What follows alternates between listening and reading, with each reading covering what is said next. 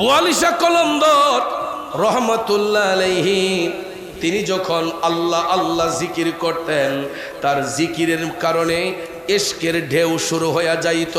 বন্ধু, ওই হরিয়ানা প্রদেশে আল্লাহর ওলি বোয়ালিশা কলন্দর প্রতিদিনের ন্যায় যখন জিকির করতেছেন, ওই এলাকার যত তান্ত্রিক আছেন সমস্ত তান্ত্রিকরা তন্ত্র মন্ত্র করিয়া ব্যর্থ হয়ে গেছে। চাইছিল জাদুবিদ্যা দিয়া বোয়ালিশা কলন্দরের এবাদতকে নষ্ট করার জন্য, ওনার রেওয়াজতকে নষ্ট করার জন্য। কিন্তু যার উপর আল্লাহ রাজি থাকেন, পৃথিবীর কোনো পরাশক্তি তাকে ধ্বংস করতে পারে? কথা বলেন, পারে? বোয়ালিশা কলন্দর আল্লাহ আল্লাহ জিকির করতেছেন, তান্ত্রিকরা জাদুবিদ্যা দেখাইয়াও কোনো কাজে আসে নাই। হঠাৎ একদিন ওই এলাকার যত রাজা ছিল সবাই একত্রিত হইয়া বোয়ালিশা কলন্দরের কাছে গিয়া বলল, বোয়ালি, তুমি যে আল্লাহর ইবাদত করতেছো, তোমার আল্লাহরে তো দেখা যায় না। জোরে কোন নাউজুবিল্লাহ। বোয়ালি, তুমি যেই ইবাদত করতেছো, এই ইবাদতে তো তোমার মৌলারে তুমি দেখো না। না দেখা যেই খোদারে ডাকো, এই খোদার কি কোনো পাওয়ার আছে?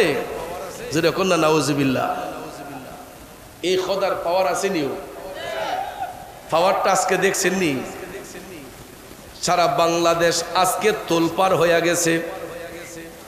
যেই মালিকরে দেখি না, যেই মালিকরে দেখি না, না দেখার পরেও অন্তর দিয়া বিশ্বাস করি। আজকের যেই ভূমিকম্পটা হয়েছে বাজান, আপনারা কিছু টের পাইছেননি? বাজানো রাজধানী ঢাকার মধ্যে, রাজধানী ঢাকায় আজকে কি যে হইতো যদি আল্লাহ দয়া না করত। মাঝে মাঝে আমার আল্লাহ আমাদেরকে রেড সিগন্যাল দেয়। কি সিগন্যাল? রেড সিগন্যাল দেয় সতর্ক হওয়ার জন্য। আর এই ভূমিকম্প, সিডর, ঘূর্ণিঝড়, এইগুলা কখন আসে জানেন? মানুষ যখন পাপ করতে করতে যখন সীমা অতিরিক্ত করে ফেলে, পাপ করতে করতে যখন সীমা লঙ্ঘন করে ফেলে, তখন আল্লাহ রাব্বুল আলামিন মাঝে মাঝে একটা ধাক্কা দেয় যে, বান্দা তোমরা দেখো আমি কি করতে পারি। এই জন্য এটার উৎপত্তি নাকি হয়েছে নরসিংদী থেকে। নরসিংদী থেকে এই ঘূর্ণিঝড়ের আজকের যে ভূমিকম্প, এটার উল্লাসটা হয়েছে নরসিংদী থেকে। তো ভাইয়ের আমার, যে কোনো জায়গা থেকে, এখান থেকে তো হতে পারতো, ঠিক না বেটি? এখান থেকে হতে পারতো। আল্লাহ তাআলা মাঝে মধ্যে বান্দাদেরকে সতর্কবাণী দেয়, রেড সিগন্যাল দেয়, যাতে আমরা সীমা লঙ্ঘন না করি, অতিরিক্ত ওভার এক্সেস না করি। আর আমি মনে করি যেই রকম ভাবে এই দেশে জুলুম, নির্যাতন, আল্লাহর ওলিদের মাজার শরীফে হামলা ভাঙচুর চলছে, আমার আল্লাহ এটা ছাড়া কোনো উপায় খুঁজে হয়তো আমার আল্লাহর কাছে ছিল না যে আমার বান্দাগুলারে আমি এই ধাক্কা দিয়ে একটু বুঝাইয়ে দেই যে আমি আল্লাহ কি করতে পারি। ঠিক না ঠিক? যে আমি আল্লাহ কি করতে পারি। তোমরা যে আমার বন্ধুদেরকে এত কষ্ট দিচ্ছ, মানুষকে এত কষ্ট দিচ্ছ, এই জন্য হয়তোবা আল্লাহ এই আযাব দিয়ে আমাদেরকে শিক্ষা দিয়েছেন, সতর্ক দিয়েছেন। এরপরে যদি আমরা সতর্ক না হই, আমাদের মতো হতভাগ্য পোড়া কপালের কে আছে? কথা কোন, ঠিক না ঠিক? এই জন্য কবি বলছেন, তুমি রাখো কি বা মাহারো এই দয়া করো, থাকিতে যেন তোমায় না ভুলি। তুমি রাখো কি বা মাহারো এই দয়া করো, থাকিতে যেন তোমায় না ভুলি।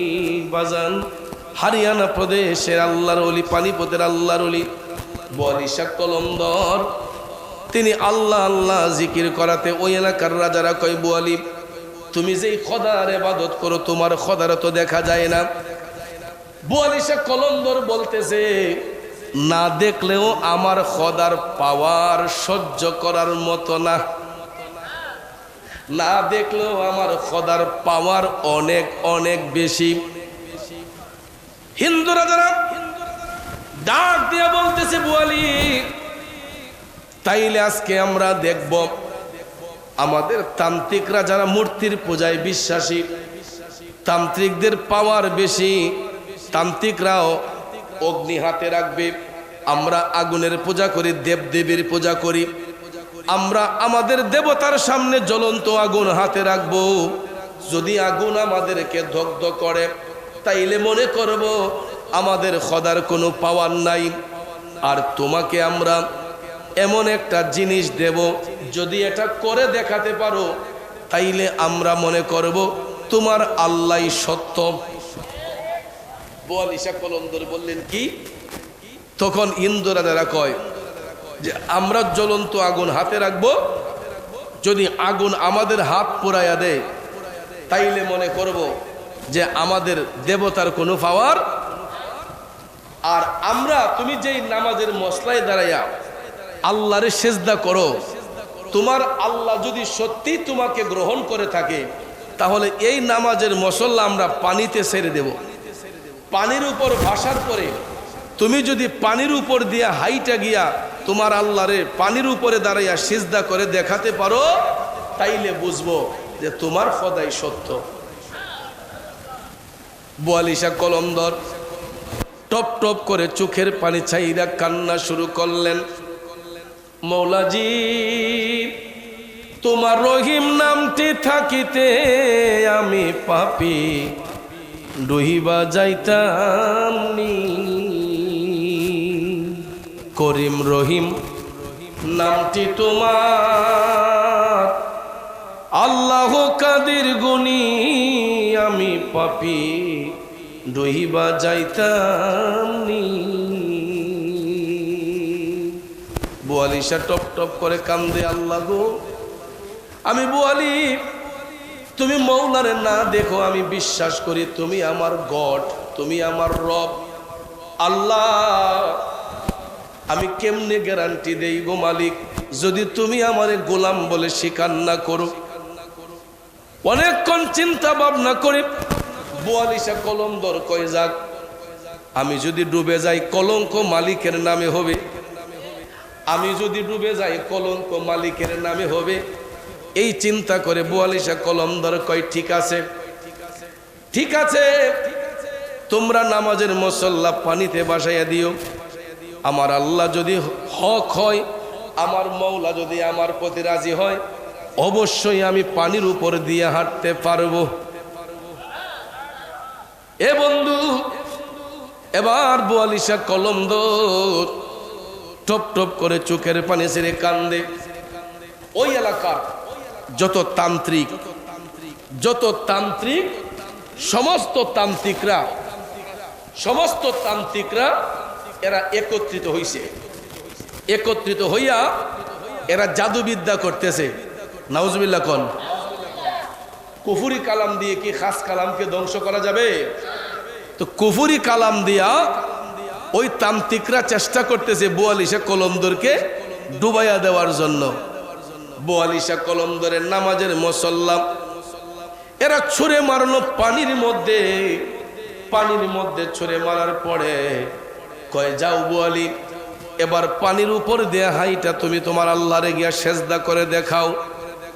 বোয়ালিশা কলন্দর তিনবার তিনি আল্লাহু আকবার, আল্লাহু আকবার, আল্লাহু আকবার, আল্লাহু আকবারের ধ্বনি দিয়া বোয়ালিশা কলন্দর হাঁটতে শুরু করলেন পানির রাস্তা দিয়া।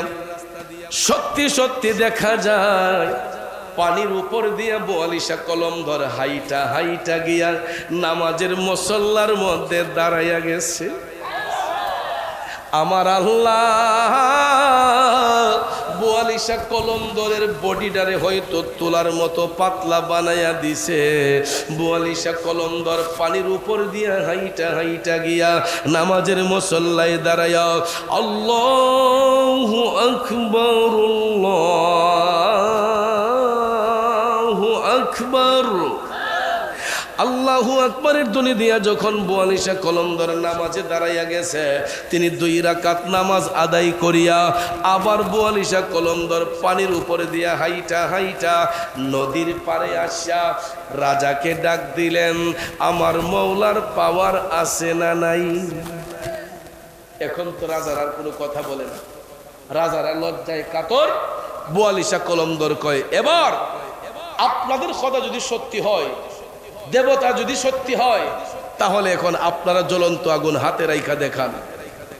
যত তান্ত্রিক ছিল এদের জাদুবিদ্যা শুরু হইল, কিন্তু দেখা যায় এরা যখন জ্বলন্ত আগুন যখন হাতের মধ্যে রাখছে, রাখতে দেরি হয়েছে, তাদের হাতটা আগুনে পোড়াইয়া দিতে দেরি করছে না। হাতগুলো আগুনে পোড়াইতে দেরি করে নাই। তখন ভাইয়েরা আমার, বুয়ালিশা কলমদর শর্ত দিলেন, আপনারা তো বলেছেন যদি আমার খোদা সত্য হয়, আপনারা আমার খোদার পক্ষে আসবেন, কালেমা পড়ে মুসলমান হবেন। যেহেতু আপনারা ব্যর্থ, এবার আপনারা কালেমা পড়ুন। সত্যি সত্যি বুয়ালিশা কলমদরের উসিলায় ওই এলাকার যত তান্ত্রিক ছিল, হিন্দু রাজা ছিল, সবাই কালেমা পড়ে মুসলমান হয়ে গেছে। সবাই কালেমা পড়ে মুসলমান হইয়া হরিয়ানা প্রদেশে যেখানে হিন্দুরা পূজা করত, এটা ভেঙ্গে দিয়া, হিন্দুরা যেখানে পূজা করত পূজার ঘর ভেঙ্গে দিয়া সেখানের মধ্যে বিরাট বড় মসজিদ নির্মাণ হয়েছে। অদ্যাবধি পর্যন্ত ভারতের হরিয়ানা প্রদেশে এই মসজিদ এখন পর্যন্ত করে দেখা যায়। মসজিদে বুয়ালি, আল্লাহর ওলির নামে মসজিদে বুয়ালি নাম হয়েছে। আর ওই হরিয়ানা প্রদেশের একটু দূরেই একটা এলাকার নাম হচ্ছে পানিপথ, কলমদর শহরের পাশে নদীর পারে এটাকে বলা হয় পানিপথ। আল্লাহর ওলির মাজারকে কেন্দ্র করে এই পানিপথে একটা শহর হয়ে গেছে, একটা এলাকা হয়ে গেছে। তো বুয়ালিশা কলমদর যেখানে নামাজ পড়ছিলেন, ইন্তেকালের পরে ওনাকে ওই জায়গার মধ্যেই দাফন করা হয়েছে। চতুর্পার্শ্বে পানি, মাঝখানে দ্বীপ, মাঝখানে একটা চরের মতো যেখানে ওনার মাজার শরীফ।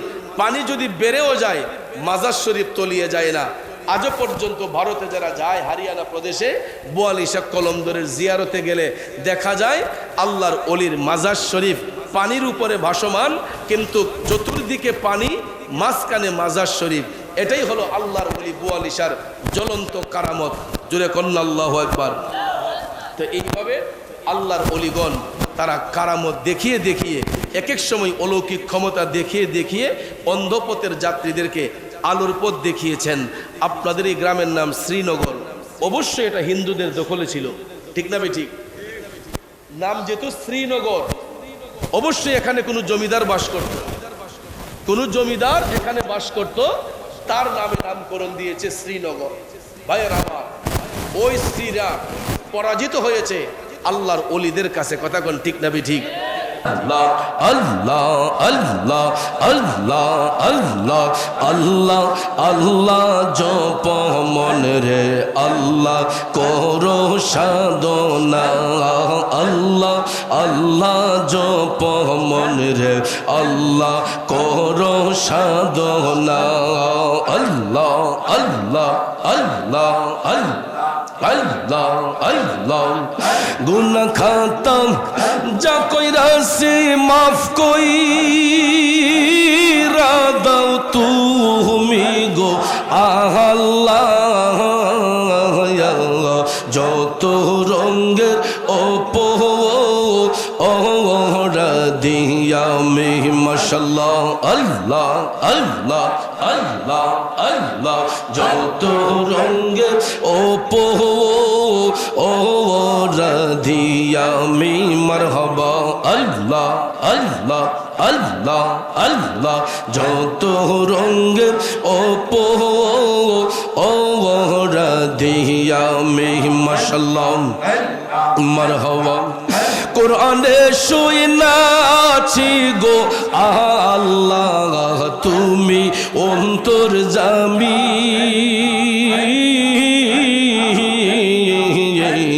মাশাআল্লাহ। কোরআনে শুনাছি গো আল্লাহ তুমি অন্তর্যামী, তোমার মতো এই জগতে আর কে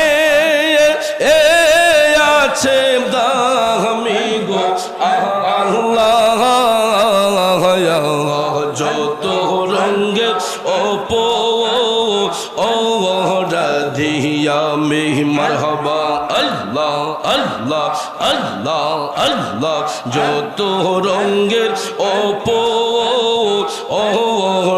দিয়ামে মাশাআল্লাহ আল্লাহ আল্লাহ আল্লাহ আল্লাহ আল্লাহ আল্লাহ আল্লাহ আল্লাহ আল্লাহ আই মোহাম্মদ কামলি ওয়ালা আই রে আমার বুকে আয় আই মোহাম্মদ মদিনা ওয়ালা আই রে আমার বুকে আয় আল্লাহ আল্লাহ আল্লাহ আল্লাহ ডাকে যে তোর পাগলেরা ডাকে যে তোর পাগলেরা শান্তি দে মোর কলি জাগাই আই মোহাম্মদ কামলি ওয়ালা আই রে আমার বুকে আয় আল্লাহ আল্লাহ জোরে জোরে মাশাআল্লাহ ফকির দরবেশ বাদশাহ ওলি দুলিতে সেই ফুলের কলি ফকির দরবেশ বাদশাহ ওলি দয়াল রে ও দয়াল রে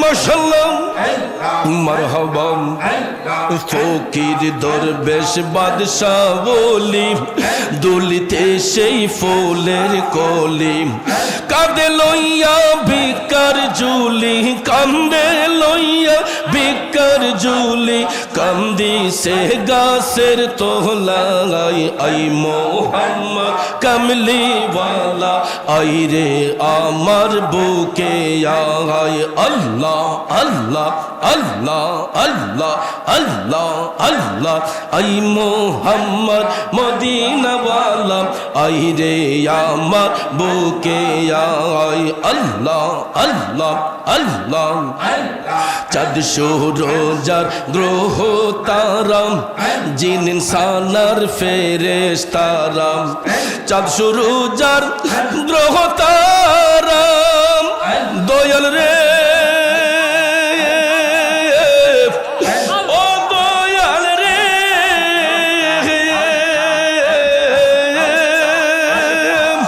চাঁদ সূরজার গ্রহ তারাম জিন ইনসানার ফেরেশতারাম দিন রজনী চাইছে তারা ফুল তুলে দিতে গোলায় আই মোহাম্মদ কামলি ওয়ালা আই রে আমার বুকে আয় আই মোহাম্মদ মদিনা ওয়ালা আই রে আমার বুকে আয় আল্লাহ আল্লাহ আল্লাহ আল্লাহ আল্লাহ আমি মরলে তুমি দেখা যাইও ও প্রাণের মুর্শিদ গো আমি মরলে তুমি দেখা যাইও মাশাআল্লাহ গোলাপের জল না ছিটাইয়া রে তোমার গোলাপের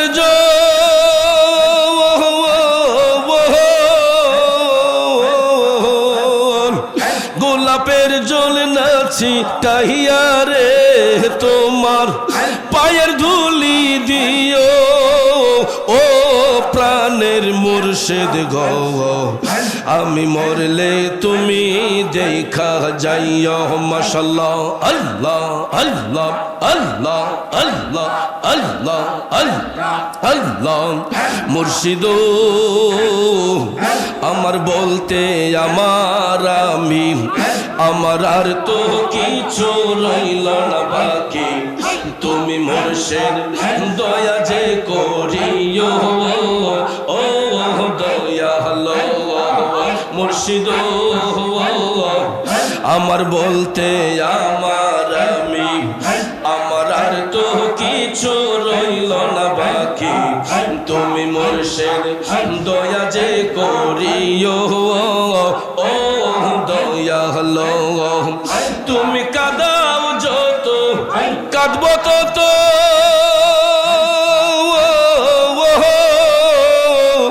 কাঁদাও তোমার ইচ্ছে মতো গো হাসি মুখে আমায় কুলে লইও ও প্রাণের মুর্শিদ গো আমি মরলে তুমি দেখা যাইও মাশাআল্লাহ আমি মরলে তুমি দেখা যাইও ও প্রাণের মুর্শিদ গো আমি মরলে তুমি দেখা যাইও মাশাআল্লাহ আল্লাহ আল্লাহ আল্লাহ আল্লাহ আল্লাহ মুর্শিদ আছে বাকি দেব বাকি নাই আমার বলতে আমার আমি আমার সবই তুমি বুঝা লইও ও দয়ালো আমার হওয়া নিদান কালে পার করিও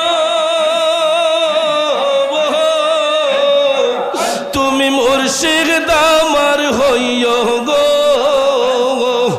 বান্ধব হইয়া আমায় পার করিও ও প্রাণের মুর্শিদ গো আমি মরলে তুমি দেখা যাইও মাশাআল্লাহ আল্লাহ আল্লাহ আল্লাহ আমি মরলে তুমি দেখা যাইও ও প্রাণের মুর্শিদ গো আমি মরলে তুমি দেখা যাইও মাশাআল্লাহ আল্লাহ আল্লাহ আল্লাহ আল্লাহ আল্লাহ আল্লাহ আল্লাহ আল্লাহ আল্লাহ আল্লাহ আল্লাহ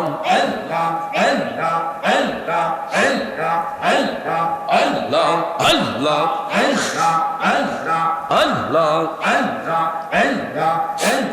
লা ইলাহা ইল্লাল্লাহ মুহাম্মাদুর রাসূলুল্লাহ সাল্লাল্লাহু আলাইহি ওয়াসাল্লাম একটা জবানও বন্ধ রাখবেন না দুই হাত তুলে বলুন আল্লাহু আকবার আর একটু মায়ার সুরে বলি ইয়া রাসূলুল্লাহ আল্লাহ আল্লাহু আকবার ইয়া রাসূলুল্লাহ গাউসুল আজম দস্তগীর বন্ধুরা আমার বাবাজিরা লোকেরা যখন বলবে আল্লাহ আমরা তো চক্ষুষ্মান ছিলাম কেন আমাদেরকে দৃষ্টি থাকার পর অন্ধ করে উঠাইলাম আমার আল্লাহ তখন ডাক দিয়া বলবে বান্দা আজকে হাসরের মাঠে এই জন্য তোমাদের থেকে আমি মুখটা আড়াল করে নিয়েছি এই জন্য তোমাদেরকে অন্ধ বানিয়েছি আমার সত্য বিধান তোমাদের নিকট পাঠানো হয়েছিল তোমাদের দৃষ্টি দিয়া দেখার পরও সেটা তোমরা গ্রহণ করো নাই এই জন্য আজকে হাসরের ময়দানে আমি আল্লাহ তোমাদের থেকে মুখটা ফিরাইয়া নিলাম তোমাদেরকে অন্ধ বানাইয়া দিলাম তাইলে বাজান আমার বন্ধুরা আমার বুঝা গেল যারা আল্লাহর স্মরণ থেকে দূরে সরে যায় যারা আল্লাহর জিকির থেকে দূরে সরে যায় এরা কখনো আমার আল্লাহর কাছ থেকে শান্তি পাবে না পুরস্কার পাবে না বরঞ্চ এদেরকে আল্লাহ তাআলা কিয়ামতের ময়দানে অন্ধ বানাইয়া উত্তোলন করবে ওই ব্যক্তিরা বলার পরে আল্লাহ তাআলা বলে দিবে আমার বিধান তোমাদের নিকট পাঠানো হয়েছিল দৃষ্টি থাকা সত্ত্বেও তোমরা সেটা গ্রহণ করো নাই এই জন্য আজকে হাসরের মাঠে তোমাদেরকে বলা হয়েছে আপনারা বলুন আল্লাহর সত্য বিধান কোরআন এই কোরআনের মধ্যে কোনো সন্দেহ আছে জোরে বলেন আছে আল্লাহ তাআলা পৃথিবীর মধ্যে অসংখ্য নবী রাসূল পাঠিয়েছেন অসংখ্য কিতাব আল্লাহ পাঠিয়েছেন বাবাজিরা আমার রাহমাতাল লিল আলামিন নবীকে আল্লাহ তাআলা পাঠায়া ওই নবীর উপর যেই কিতাব অবতীর্ণ করেছেন ওই কিতাবটার নামই হচ্ছে মহাগ্রন্থ আল কোরআন আল্লাহ তাআলা বিশ্ববাসীর সঙ্গে অন্য কোনো কিতাব নিয়ে চ্যালেঞ্জ করেন নাই অন্য কোনো গ্রন্থ নিয়ে চ্যালেঞ্জ করেন নাই একমাত্র মহাগ্রন্থ আল কোরআন নিয়ে আল্লাহ তাআলা চ্যালেঞ্জ করে বলতেছেন যালিকাল কিতাবু লা রাইবা ফীহি আল্লাহ তাআলা বলতেছেন এটা এমন একটা কিতাব যেই কিতাবের মধ্যে বিন্দু মাত্র সন্দেহের কোনো অবকাশ নাই। এটা এমন একটা কিতাব যেই কিতাবের মধ্যে বিন্দু মাত্র সন্দেহের অবকাশ নাই। সঙ্গে সঙ্গে আল্লাহ বলেন হুদাল্লিল মুত্তাকিন,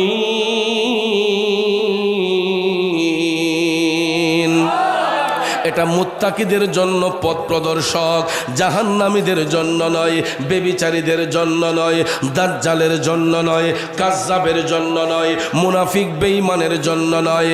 আল্লাহ বলেন এই কিতাব হবে মুত্তাকিদের জন্য পথ প্রদর্শক, মুত্তাকিদের জন্য দিক নির্দেশক। এই জন্য ভাইরা যারা কোরআনকে ফলো করবে, যারা কোরআনের আইন মেনে চলবে, ওই সমস্ত ব্যক্তিগুলা বান্দা থেকে আল্লাহর বন্ধু হয়ে যায়। আর যারা কোরআন থেকে দূরে সরে থাকে, কোরআনের আইনকে ফলো করে না, কোরআনকে শ্রদ্ধা করে না, আল্লাহর হুকুম মানে না, ওই ব্যক্তিগুলা জাহান্নামী হয়ে যাবে। দৃষ্টি থাকার পরও এরা অন্ধকারে নিমজ্জিত হবে।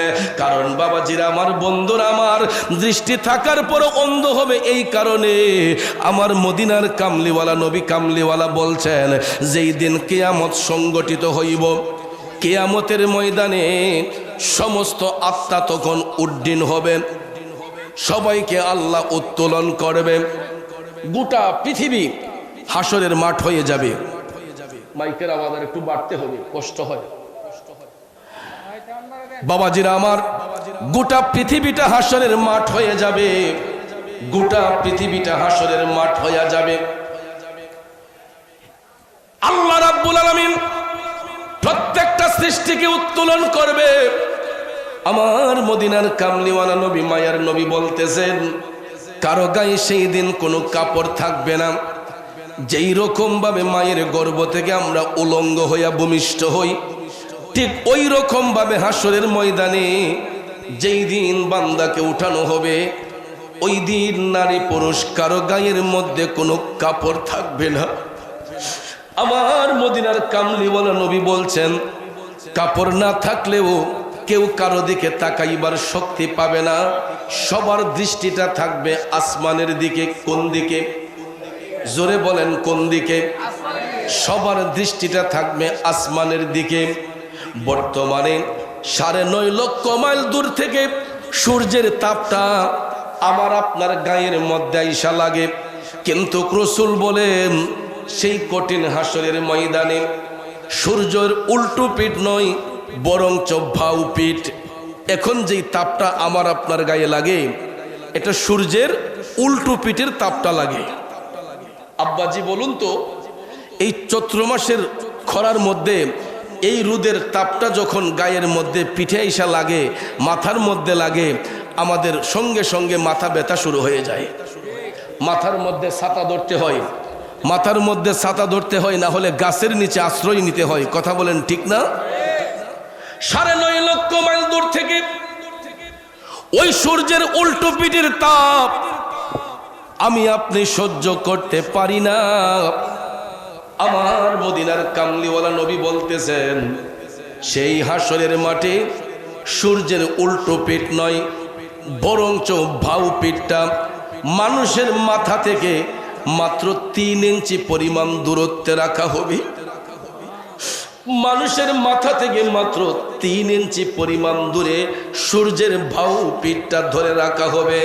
বাজানবে জাহান্নামী ব্যক্তি যারা হবে, বেবিচারী মুনাফিক বেঈমান যারা হবে, এরা আপন আপন ঘামের মধ্যে ডুবে থাকবে। কারণ সূর্যের তাপটা যখন তাদের চোখের মধ্যে পড়বে, এই চোখটা গলে বাতের ফেন যেই রকম ঠকবক ঠকবক করে, ওই জাহান্নামী ব্যক্তিগুলার মাথার মগজটা তখন ভাতের ফেনের মতো ঠকবক ঠকবক করবে। আবার মদিনার কামলিওয়ালা নবী মায়ার নবী বলতেছেন ওই দিন পিতা পুত্রকে চিনবে না, স্বামী স্ত্রীকে চিনবে না, ভাই ভাইকে চিনবে না, বোন ভাইকে চিনবে না, বন্ধু বন্ধুকে চিনবে না। অথচ দেখেন এক বন্ধুকে আরেকদিন না দেখলে পরাণটা বাঁচে না। পরের দিন টেলিফোন দিয়া কই দোস্ত রে, আজকে তোর সাথে দেখা হয় নাই, মনে হইছে 1 বছর পার হইয়া গেছে।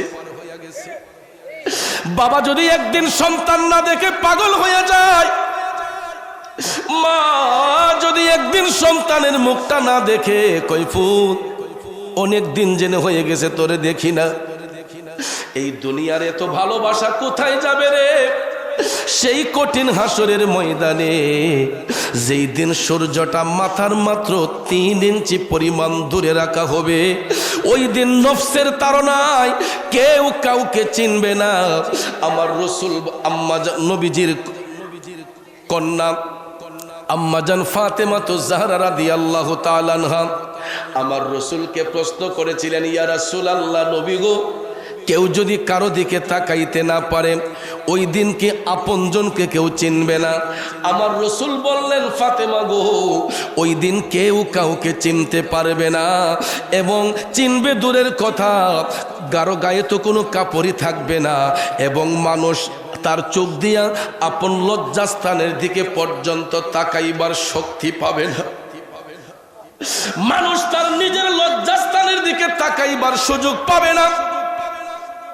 এটা এমন একটা ময়দান, যেই ময়দানে কেউ কাউকে চিনবে না, কেউ কারো খবর রাখতে পারবে না। এই জন্য কবি বলছেন, কইরে পাগল মন একবার ভাবলে না রে তোর হইব রে মরণ। ওরে পুতলা বাজির ভেলকিত পইরা কাটাইলাম জীবন সেগেন, কইরে পাগল মন একদিন ভাবলে না রে তোর হইব রে মরণ। কষ্ট হইতেছে বাজান মনরে, মরণ কথা করো স্মরণ, স্ত্রী পুত্র কেউ নয় আপন, ধনরত্ন সবিও কারণ মনরে। ঠিক কিনা কর? এ শ্রীনগরের বন্ধুরা, কার জন্য ব্যাংকে টাকা জমাইব, কার জন্য চোখের মধ্যে 2 কানি 3 কানি 4 কানি জায়গা কিনবো, খোদাই না করুক এই মুহূর্তে যদি স্টেজে মরণটা হইয়া যায়, খোদাই না করুক এই মুহূর্তে যদি স্টেজে আমার মরণ হইয়া যায়, আপনারা কেউ আমারে পিসা হুজুর বলবেন না, মুরাশা হুজুর বলবেন না, সবাই বলবেন লাশটা তাড়াতাড়ি ঘরে নেওয়ার ব্যবস্থা করো, লাশটা তাড়াতাড়ি বাড়িতে নেওয়ার ব্যবস্থা করো। কারণ আব্বারে, আমরা যতই জ্ঞানী গুণী সম্মানী ব্যক্তি হই না কেন, দুনিয়াতে চেয়ারম্যান সাহেব বলেন, মেম্বার সাহেব বলেন, এমপি সাহেব বলেন, মন্ত্রী সাহেব বলেন, যত সাবি আছে না কেন গো, মারা যাওয়ার সাথে সাথে আমার আপনার নাম হইয়া যায় লাশ। কথা কোন ঠিক কিনা? আমি চেয়ারম্যান সাহেব, মেম্বার সাহেব, এমপি সাহেব, মুফতি সাহেব, মুহাদ্দিস সাহেব, পীর সাহেব, কিন্তু মারা যাওয়ার সাথে সাথে আমার নাম হইয়া যাবে লাশ। তখন সবাই বলবে লাশটা তাড়াতাড়ি দাফন করার ব্যবস্থা করা হোক। ঠিক কিনা কম? আমি চৌধুরী যদি এখন মারা যাই, আপনারা হয়তো আমার জন্য 2 ফোঁটা চোখের পানি ছেড়েবেন, কিন্তু আমার লাশটা হবিগঞ্জে পাঠাইবার সিদ্ধান্ত নেবেন, আমার বাড়িতে টেলিফোন দিবেন, আপনাদের চৌধুরী সাহেবের লাশটা রিসিভ করে নিয়ে যান। আমার স্বজনরা হাউমাউ করে কান্দা কান্দা আসবে আমার লাশটা নেওয়ার জন্য। কিন্তু আমি যে এত টাকা দিয়ে বাড়ি বানাইলাম, আমি যে এত জায়গা জমি করলাম, আমার সন্তানগুলা কিন্তু আমার বাড়িতে আমি যেই বক্স পালঙ্গের মধ্যে ঘুমাই, এই পালঙ্কে কিন্তু আমাকে বাড়িতে নিয়ে আর রাখবে না, বলবে লাশটা বারান্দায় রাখো, লাশটা বারান্দার কোটায় রাখো। এত টাকার বাড়ি বানাইলাম, আমার দেহ থেকে প্রাণ বের হওয়ার সাথে সাথে আমার আর কোনো মূল্য নাই। সবাই বলবে লাশটা বারান্দায় রাখো, 2-3 জন চলে যাবে বাজারে কাফনের কাপড় কেনার জন্য, আর 2-3 জন যাবে গোরস্থানে কবর খোঁড়ার জন্য। ঘরের স্ত্রীর হাতের মধ্যে যেই রঙিন বালা ছিল, স্বর্ণ অলংকার ছিল, সব কিছু খুলে ফেলা হবে, সাদা রঙের কাপড় পরানো হবে, রঙিন শাড়িটা খুইলা সাদা রঙের কাপড় পেঁচানো হইব। আমাকে বড়ই পাতার গরম জল দিয়া গোসল দিয়া আমার গায়ের মধ্যে তখন 3.5 টুকরো সাদা মার্কিন কাপড় পেঁচানো হইব।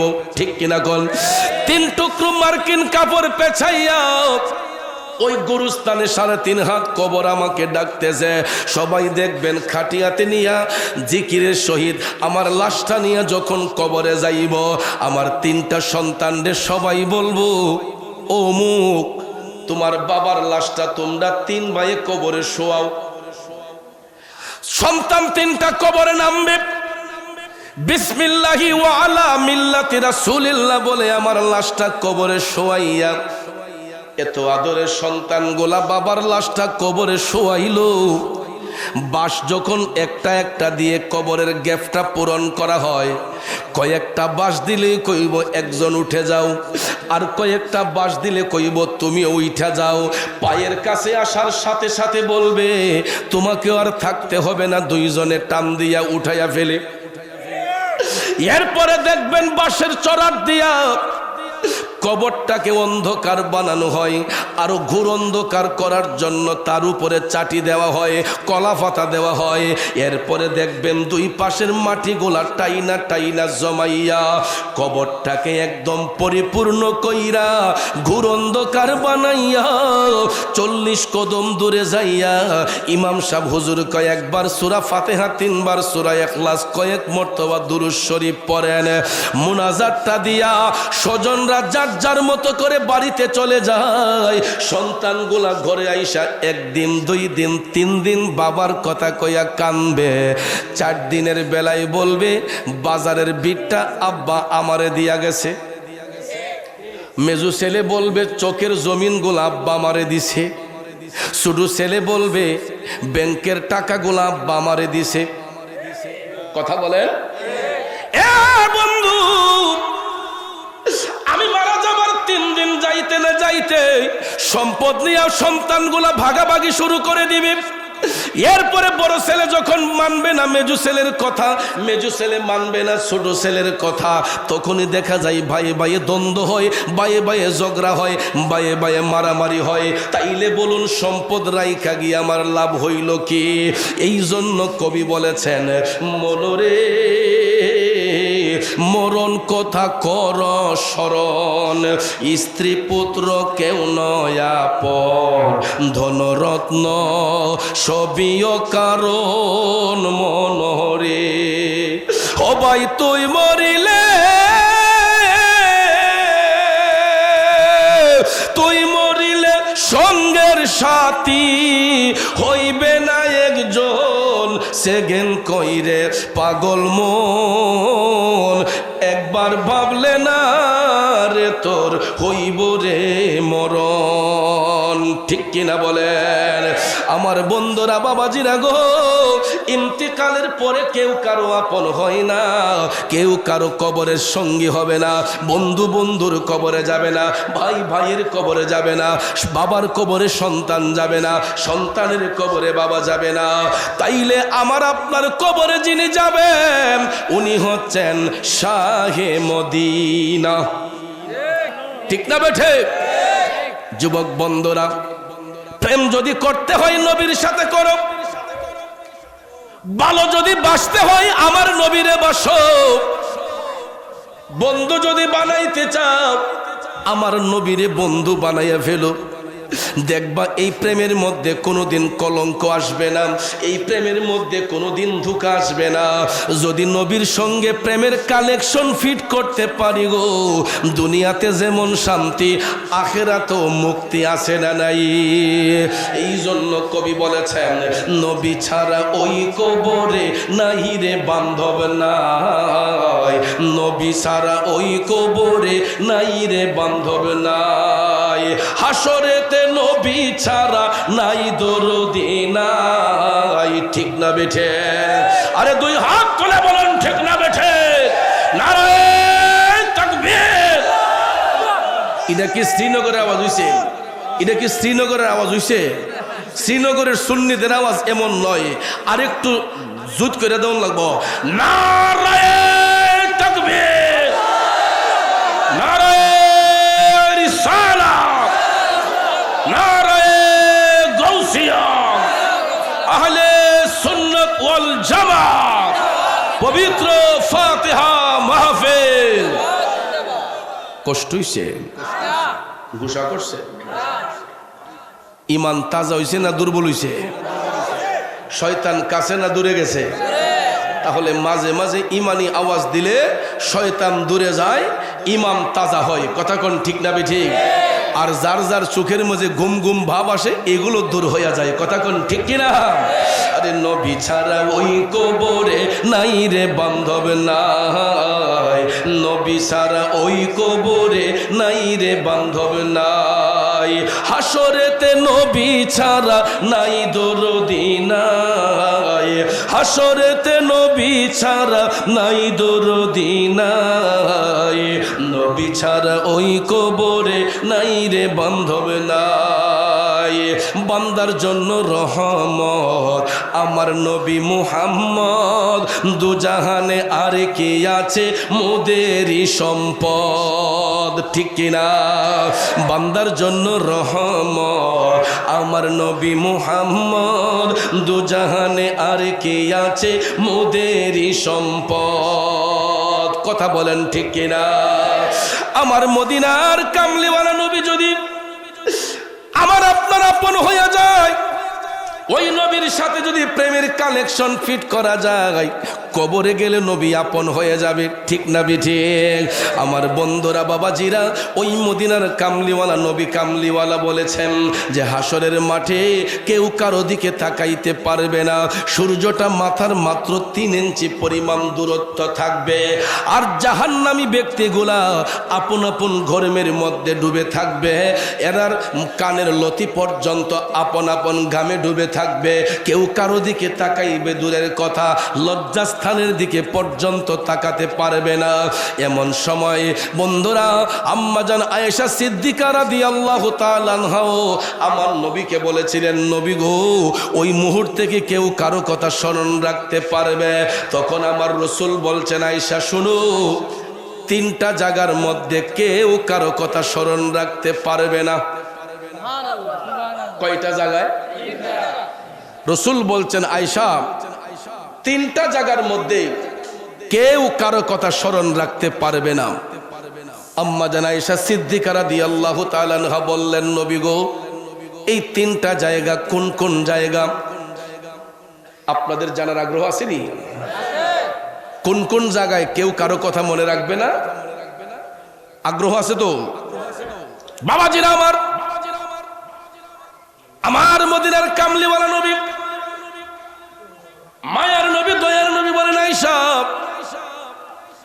যেই দিন কিয়ামতের ময়দানে মানুষের নেকি বদি ওজন করা হইব, মিজানের পাল্লায় যখন মানুষের আমলনামা উঠানো হইব, ওই ব্যক্তি তখন কাউকে চিনবে না, নিজের আমল নিয়ে ব্যস্ত হবে।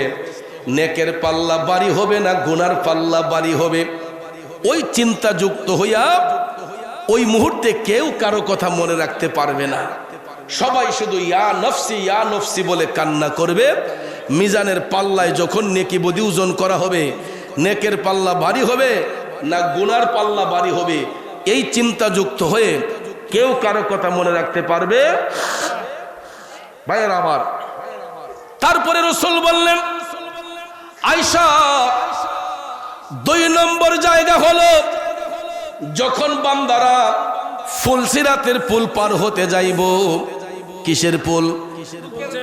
চুল হইতে চিকন করছ, হীরা হইতে দার, আরে ফুলসিরাতটা কেমনে হব পার, মওলা আমি গুনাহগার, বেহিসাবে দিন গেল আমার।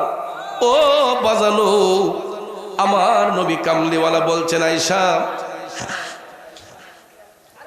ফুলসিরাতের পুল পার হওয়ার সময় ওই কঠিন মুহূর্তে কেউ কারো কথা স্মরণে রাখতে পারবে না, কারণ ফুলসিরাতের পুল এটা এমন একটা পুল, এই পুল কিন্তু আমাদের ভৈরবের ব্রিজের সমান না। নাকি পদ্মা সেতু সমান হইব? যমুনার সমান? বন্ধু, ফুলসিরাতের পুলের দৈর্ঘ্য আছে, প্রস্থ আছে। পৃথিবীর লম্বা লম্বা সেতুগুলার যেমন দৈর্ঘ্য আছে, প্রস্থ আছে বাজান, এই ফুলসিরাতের পুলেরও কিন্তু লম্বা আছে, দৈর্ঘ্য আছে, প্রস্থ আছে। আমাদের ভৈরব ব্রিজের যেমন দৈর্ঘ্য আছে, প্রস্থ আছে।